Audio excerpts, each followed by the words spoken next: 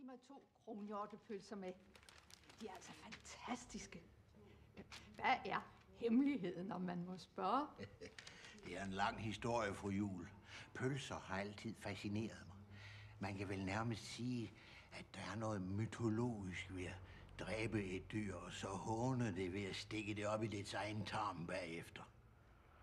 Kunne de forestille dem noget mere ydmygende, end at blive proppet op i røven på dem selv? Nej, det tror jeg ikke. Men det er en af de små glæder, vi mennesker har her i tilværelsen. Så, nu gør han det igen.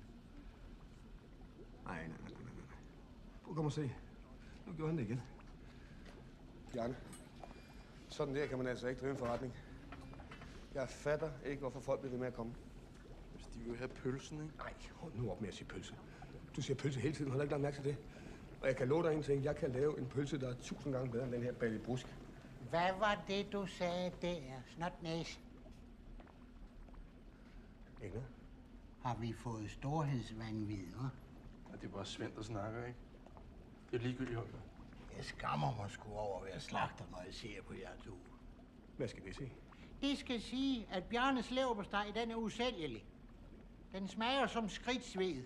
Og din marinade og frikadeller går heller ikke som barnbrød. Det er muligt, at jeg har nogle problemer med min marinade i øjeblikket.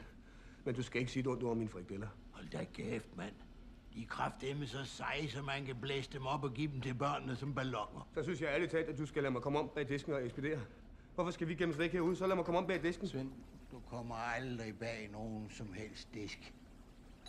Og ved du hvorfor, Svend? Du sveder, og du er alt for ulækker. Nej, goddag, herr Stenbjørn. Så. Det går ikke, det her, Bjarne. Kan du ikke godt se det? Vi bliver nødt til at finde vores eget sted nu. Svend, hun har pølse på hovedet igen.